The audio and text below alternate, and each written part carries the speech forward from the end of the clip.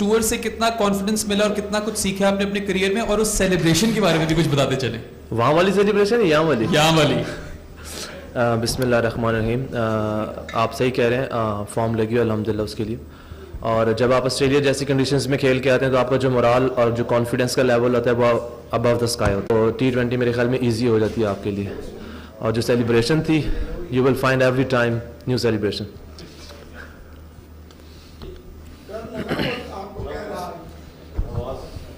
नवीद खोखर रोज टीवी से। आमिर भाई पता करना था, आज ज़बरदस्त किस्म की आपने बैटिंग की, लेकिन जब आप बॉल कर रहे थे तो हम बड़ा ऑब्जर्व कर रहे थे कि बाबर आजम आपके नज़दीक नहीं आ रहे थे, ना आप बाबर से कोई हेल्प ले रहे थे। एक ओवर में जब आपको 14-15 रन लगे तो वो आपके नज़दीक भी नहीं आए। क्या आप उनकी बात नहीं सुनते या वो आपको बात बताते नहीं हैं? नहीं, ऐसा कभी भी नहीं होता कि वो हमारी बात सुनते नहीं और या हम उनकी नहीं सुनते। वो क्या बताते, मतलब I think we are mature enough at this level, that's why we are playing PSL मेरे ख्याल में। और बीइंग अ बॉलर आपको खुद असेस करना होता है कि कौन सी टाइम पे क्या बॉल करना और क्या कंडीशंस है, क्या रिक्वायरमेंट है। तो every time captain can't run towards you, मतलब उसने बाकी चीज़ें भी देखनी होती हैं। We I think running out of the time, अगर हम थोड़ा सा लेट हो जाए तो हमें 1-2 ओवर्स ऐसे होते हैं कि लास्ट मेरे ख्याल में 2 ओवर्स होते हैं जिसमें आपका फील्डर अंदर आ जाता है। तो वो टाइम को सिर्फ बचाने के लिए होता है, ऐसा कभी भी नहीं होता कि वो ना आए और या हम उनकी तरफ ना जाए।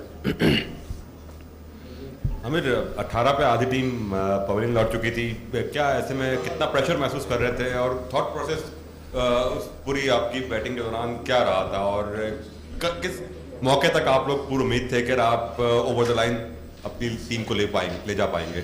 आई थिंक दे बॉल ब्रिलियंट और I think that was the phase when they took the game away from us. और जहाँ तक बात है, when you don't have to lose anything, so you go for everything. तो कोई प्रेशर नहीं था, ज़्यादा से ज़्यादा what was the worst spot, out ही होना था। तो बस यही सारा जो बैक इन द माइंड चल रहा था, सारा कुछ यही चल रहा था। जी आमिर, अस्सलाम वालेकुम। अमीर हमजा, पेशावर ज़ल्मी टीवी से।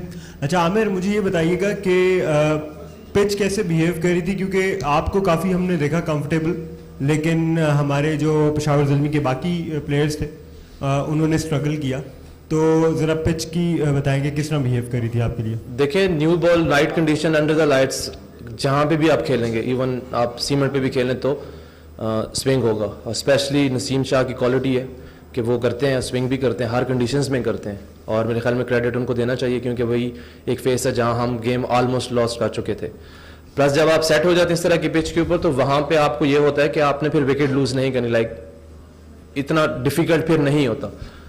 हमने इतना एक्सपेक्ट नहीं किया था कि स्पिन भी इतना ज़्यादा होगा, ग्रिप भी बहुत ज़्यादा होगा, लेकिन वो सेकंड इनिंग में हुआ। तो मेरे ख्याल में, और स्टार्ट में जो सीम हुआ तो उसमें हम इतना एक्सपेक्ट कर नहीं रहे थे। आमिर, ये बताएं कि ऑडियंस जो थी तमाशाई, उनके हवाले से एक जुमला और एक जुमला आपकी हार की वजह। हार की वजह मैं बता चुका हूँ कि जो फर्स्ट फेज था, वो जो फर्स्ट पावर प्ले और ब्रिलियंट क्राउड। आमिर क्राउड वही। आमिर जमाल में यहाँ बैठ कोई बात नहीं। नासिर राजा FM 100 से। ये जो लीग है इसका स्लोगन है कि खुल के खेल। आपको किसी ने बताया आज, या आपने खुद ही आज पढ़ा है? आपने खुद ही तो बता दिया, खोल के खेल। अली जफर इतने शोर कर रहा था, मैंने कहा मान ही लेता हूँ। मैं चूंकि आपकी परफॉर्मेंस ऐसे लग रही थी कि आज आपने देखा है। ये नहीं, मेरी नेचुरल गेम है।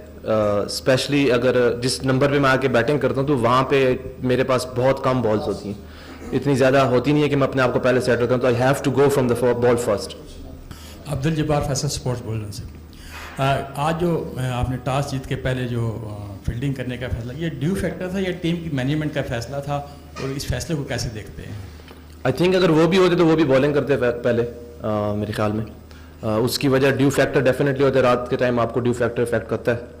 और बाद में जो आपका जो बैट पे बॉल आना बहुत इजी हो जाता है, लेकिन हमने एक्सपेक्ट नहीं किया था कि इतना ज़्यादा सेकंड इनिंग में सीम होना शुरू हो जाएगा। तो मेरे ख्याल में जो मेन रीज़न थी हमें बैटिंग करने की, वो यही थी कि हम सेकंड में चेज़ अच्छा कर जाएंगे। आमिर, पिछले एडिशन में भी हमने देखा कि आप पहले 5 मैच जो है वो बेंच पे बैठे रहे और फिर रावलपिंडी में आपको मौका दिया गया। इस दफ़ा भी आप पिछले सीजन में आप रावलपिंडी में खेले, पहले मैच में आप इम्पैक्ट दे रहे, दूसरे मैच में आप मैन ऑफ द मैच रहे। इस दफ़ा भी आपको 2 मैचेस के बाद शायद ड्रॉप कर दिया गया और रावलपिंडी में आपको खेलने का मौका दिया गया। क्या आपकी मैनेजमेंट में स्पेसिफिक आपको रावलपिंडी के लिए रखा हुआ है? देखें, मेरे ख्याल में this question should have been asked from the management as well. और जहाँ तक बात है कि मेरे ख्याल में फ्रेंचाइज क्रिकेट जो होती है उसमें आपके डिफरेंट कम्बिनेशंस ट्राई होते हैं और सेम लास्ट ईयर भी ऐसा ही हुआ था कि we were struggling to get that momentum going और हमने जैसे ही हमारा मोमेंटम बना तो मेरे ख्याल में मैं बाकी के सारे मैचेस खेला था। सेम इसमें भी ऐसा ही हुआ और मेरे ख्याल में शायद मेरे लिए लकी है रावलपिंडी का ग्राउंड, वो भी चाहते हैं कि यहाँ पे लक आजमाओ। Mohsin Ali, president Rawalpindi Islamabad sports association और मेट्रो न्यूज़ का मैं स्पोर्ट्स एडिटर हूँ। आमिर, आपको मुबारक हो, बहुत अच्छा आप खेले हैं। हमारे एक साबका ऑलराउंडर हैं टीवी पे बैठ के हमेशा, वो तो कहते हैं आप आम से आपको तो बैटिंग नहीं आती। ऑस्ट्रेलिया में भी आपने बैटिंग दिखाई, आज भी आपने बैटिंग दिखाई, किस तरह की बैटिंग वो आपसे देखना चाह रहे हैं? अब मैं आपकी सेलिब्रेशन, एक बंदे ने पूछा था कि वो सेलिब्रेशन की होती थी। I don't care about critics. मेरा बीइंग ऑलराउंडर जो जॉब है, I think I am just trying to give my best and whoever talks about me behind me, I don't care. I think मेरा जो main focus होता है वो ये होता है कि जब भी मुझे या बॉलिंग में या बैटिंग में जहाँ पे भी मुझे मौका मिले तो मैं अपने आप को वैल्यूएबल टीम के लिए इम्पैक्ट प्लेयर साबित करूं। और बीइंग ऑलराउंडर, आप हर मैच में ऑलराउंडर से ना तो 50 एक्सपेक्ट करते हैं और ना ही 5 आउट एक्सपेक्ट करते हैं, तो या वो बैट से करेगा या वो बॉल से करेगा। तो I don't know his name, but ever his name is, तो due respect from him as well. उसने मेरी अच्छाई के लिए बात की होगी, इस वजह से बात की उसने।